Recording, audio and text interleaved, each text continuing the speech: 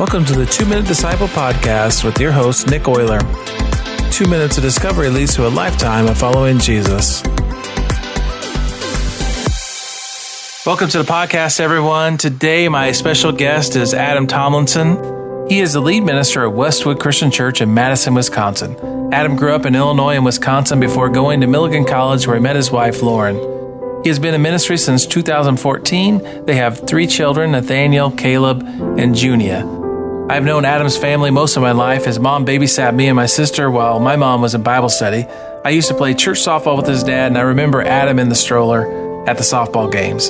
In this special episode, Adam and I have a conversation about what he is learning from God in this season of life. Enjoy the conversation. Adam, what is Jesus teaching you now?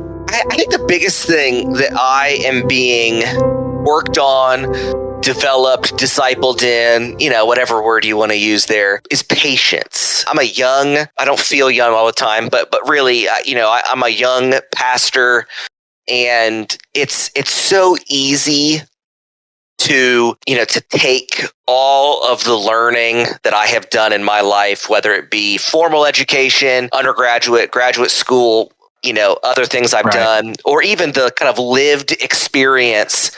It's so tempting to take all that and want to just implement massive change everywhere quickly. And one of the things that God has just been, I think, trying to teach me is that slow and steady wins the race, right?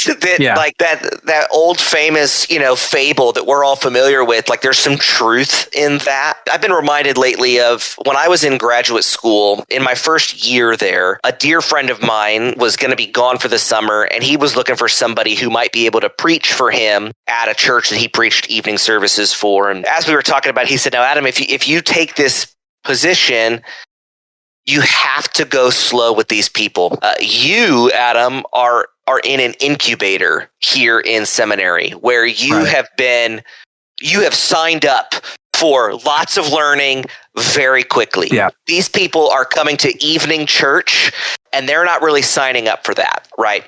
And that's a lesson that I occasionally forget, and I try to move really quickly in life. Yeah. And I try to move my board too quickly, or I try to do too much in a sermon, or I put too much pressure on myself, right? It's not even always that I act on that impulse, but there's a sense of guilt that comes as I sit alone and think, I've been in my position 2 years. How have we not already done all of these things? And, God kind of speaks softly and says, 2 years is not that long. 2 years is really not a very long time, and it's okay. I live up here in Madison, Wisconsin, so we've got lots of football, right? I mean, our lives, except in periods like now where, the Milwaukee Bucks are playing. Other than that, it's football all the time. And it's tempting to feel like every sermon, every meeting, every interaction has to be a Hail Mary touchdown pass for the win. Right. And God has done a lot of work in my life to say, no.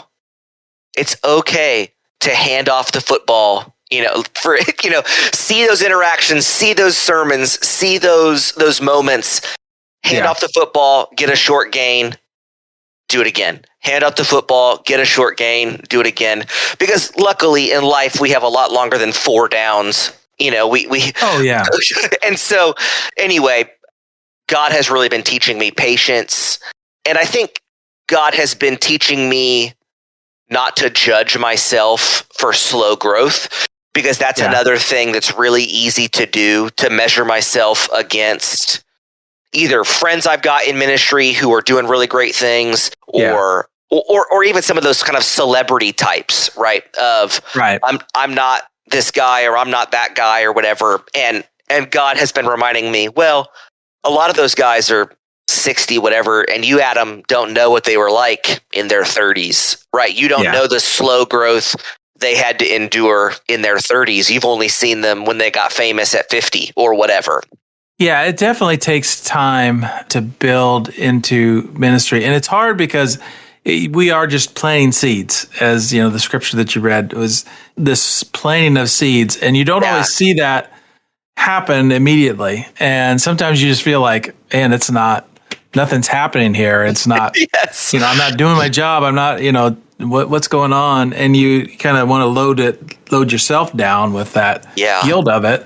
But realizing that, you got to see things in the course of eternity rather than just of our view. And that's hard to do. I mean, it takes just that, learning from Jesus, letting him kind of beat that into you, I guess. Yeah.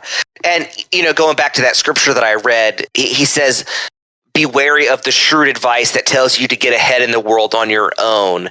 And, and what I have, discovered in my life is that a lot of the advice that I have been, given, that I have received, that I've been given, a lot of that advice really came down to hey, how do you make yourself look like the rock star pastor? How do you make your church look like the new hotness in town? How do you, and all of those things are really about me, where my goal as a pastor, my goal as a person needs to be, how am I growing close to God? Yeah. And how do I help other people grow close to God? Now, if that happens by being the new hotness in town, awesome. But we have to be, wary of that shrewd advice, because in that parable of the sower where Satan comes and snatches the seed, I have found that the most effective ways that Satan draws me off course on my discipleship journey is by slightly perverting the good things I'm doing, taking my call to preach. And if Satan can make me be focused on how a sermon makes me look instead of how do I present God and offer God to people, if Satan can get me focused on me, I'm in trouble, right? It's not going to be a good sermon. It's ruining my inner life. If Satan can make my community service all about how I look to the community, Satan's winning and I'm losing again, right? And the through line there, right, of the shrewd advice that's all about me and how Satan can just slowly lead me off course, right? Satan doesn't have to tempt me to some massive, world-altering sin. Satan can give me just these little itty-bitty temptations that lead me off course and make me focused on me, and they make me an ineffective person, husband, dad, pastor, all of those things, because I'm worried about how I look instead of where's Jesus. Was there anything that you want to kind of say as a last wrap up? What I would say is the premise of this podcast is one that I think lots of people would benefit with grappling with, right? For some people, God will speak to them through a podcast like this. For others, it'll be outside in nature. For others, it'll be, reading books, whatever. Right. What I'm trying to say is the idea that incremental growth is good growth, that by and large, I think incremental growth is actually the more sustainable growth. Right. That most of us don't live in incubators where we can, have lots of rapid growth, and that we shouldn't expect those moments of rapid growth to always last, right? Right. Even, incubators, we use for newborns or, baby animals or whatever. We eventually take them out of the incubator and their growth slows down. And so my advice to anybody who's listening and feeling like I'm not growing fast enough, or I'm not, learning, I'm still making these mistakes. Hey, that's okay. Most of our life is spent outside of an incubator where growth happens slowly, and the regular,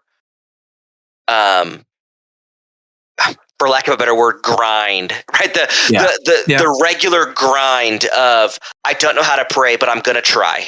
Lord, teach me to pray is what the disciples say. I don't know how to read my Bible, but I'm going to try.